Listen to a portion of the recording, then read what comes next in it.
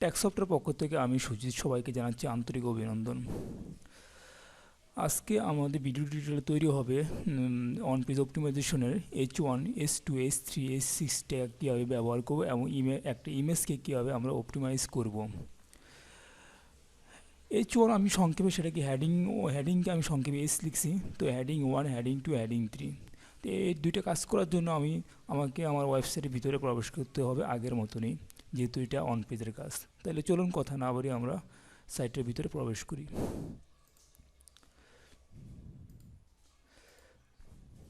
ধরে নিলাম আমার ক্লায়েন্টের ওয়েবসাইট হচ্ছে poundmelterguide.com। এটাকে প্রবেশ করার জন্য আমাকে wp-admin লিখে এন্টার দিতে হবে। ওকে,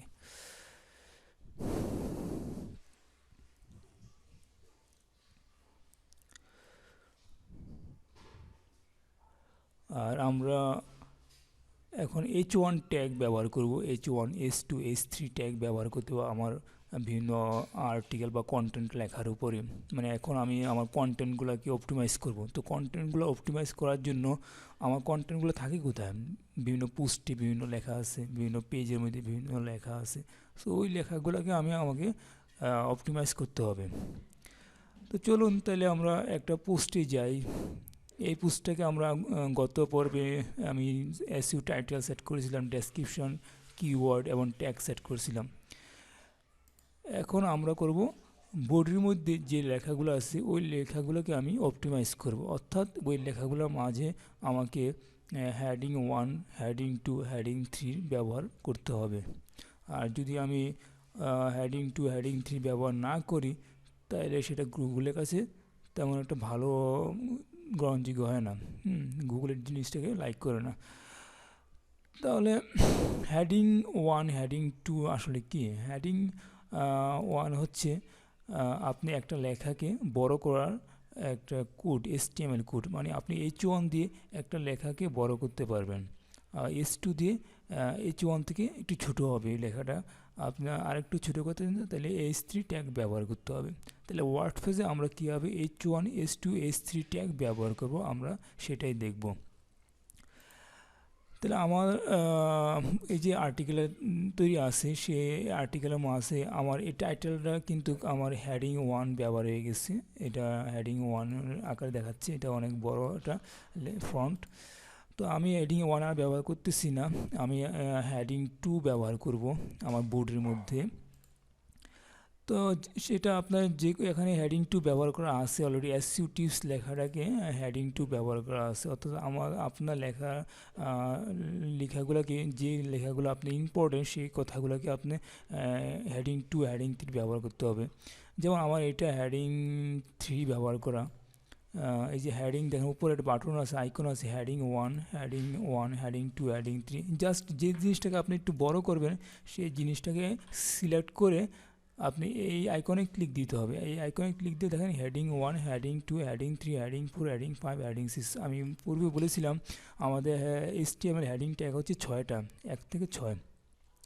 আর হেডিং 1 হচ্ছে সবচেয়ে বড় ট্যাগ, যেটা দিয়ে সবচেয়ে বড় লেখা হবে। তো আমি যদি এটাকে এখন ছোটো করি তাহলে নমুনাটা দেখেন 4, দেখেন ছোটো হয়ে গেছে। জাস্ট আমরা মাইক্রোসফট ওয়ার্ডের মতনই এই কাজগুলো। আমি যদি সিলেক্ট করে 1 বসাই তাহলে এটা দেখেন বড় হয়ে গেছে। তো আসলে এটা কেন ব্যবহার করতে হবে? গুগল কেন এটা নিয়ম জারি করছে? আসলে এটা আপনার ভালোর জন্যই গুগল এই নিয়মটা তৈরি করছে। কারণ আপনি যখন এটা আর্টিকেল আপনার ওয়েবসাইটে দিবেন, সেই আর্টিকেলের সবগুলো লেখা যদি একটা ফন্ট হয়, এরকম একটা সেম ফন্ট হয়, তাহলে এটা দেখতে কিন্তু সুন্দর লাগবে না। আর একটা ভিজিটর সেই জিনিসটা পড়তে সে একটা কমফোর্ট ফিল করবে না, এটা গদবাদা হয়ে যাবে। যখন আপনি মাঝে মাঝে কিছু প্যারাকে আপনি একটু বোল্ড করে দিবেন, বড় করে দিবেন, তাহলে এই জিনিসটা আপনি ওনার চোখে পড়বে। তো সব ফন্টগুলো যদি আমার সাইজ যদি এক না থাকে, তো যে কথাগুলো যা আমরা আগে এসসি লিখতাম, সেই এসসির মধ্যে ইন্ট্রোডাকশান, কনক্লুশন, ইন্ট্রোডাকশানকে আমরা একটু বড় করে দিতাম, কনক্লুশনকে একটু বড় করে দিতাম, যাতে টিচারের ওই জিনিসটা চোখে পড়ে। ঠিক সেম জিনিস যে আপনি যখন একটা আর্টিকেল লিখবেন আপনার ওয়েবসাইটের জন্য, সেক্ষেত্রে আপনার এই আর্টিকেলের মধ্যে যে শিরোনামটা থাকবে, যেমন এটা শিরোনাম, এটা অটোমেটিকলি হয়ে যায় H1 ট্যাগে ব্যবহার হয়ে যায়। আপনি যখন HTML করবেন তখন এটা হাতে লিখতে হবে। আমরা HTML দেখাবো কীভাবে হেডিং 1 হেডিং 2 করতে হয়। আর আপনার এই যে বডির মধ্যে আপনি H2 ব্যবহার করবেন, H3 ব্যবহার করবেন, হ্যাঁ, এগুলো ব্যবহার করলে কি গুগল এই জিনিসটাকে পছন্দ করে। সো আশা করি বুঝতে পারছেন হেডিং 1 হেডিং 2 আপনি কীভাবে ব্যবহার করবেন। যদি এরকম ফন্টটা থাকে তাহলে এই জিনিসটা ব্যবহার করা খুবই ইজি। আর HTML এর ক্ষেত্রে এরকম ফন্ট রেডিমেড থাকবে না, আপনাকে কোড করে লিখতে হবে। তো কোড করে হেডিং 1 হেডিং 2 কীভাবে ব্যবহার করবেন আমরা সেটাই দেখাবো। তো চলুন তাহলে আমরা HTML এ দেখাই কীভাবে হেডিং 1 হেডিং 2 ব্যবহার করবেন। HTML এর জন্য আপনি একটা ফাইল তৈরি করে নিচ্ছি। HTML আমরা কীভাবে হেডিং 1 হেডিং 2 ব্যবহার করব, তার আগে আমি একটু কোডটা লিখে নিই। আপনাদের এই জিনিসটা লাগবে না, HTML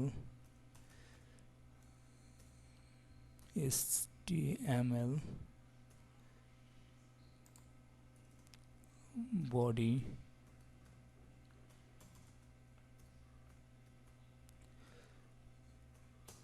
দেখেন আপনি একটা লেখাকে কীভাবে এবার কোড করে বড় করবেন, ছোটো করবেন, মাঝারি করবেন। তো আমি ধরে নিলাম SEO ট্রেনিং একটা সাপোজ একটা লেখা লিখলাম। আমি এই লেখাগুলোটাকে বিভিন্ন সাইজে তৈরি করব।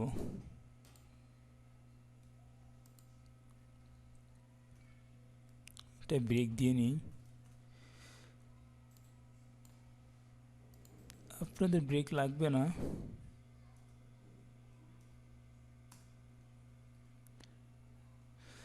এবার আমি এই লেখাগুলোকে বিভিন্ন আকৃতি তৈরি করব। দেখেন আমি যদি H1 ব্যবহার করি, তা আপনি HTML এইভাবে করতে হবে, H1 less than greater than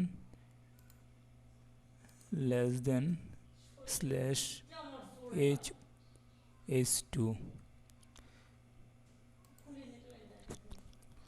তারপরে H2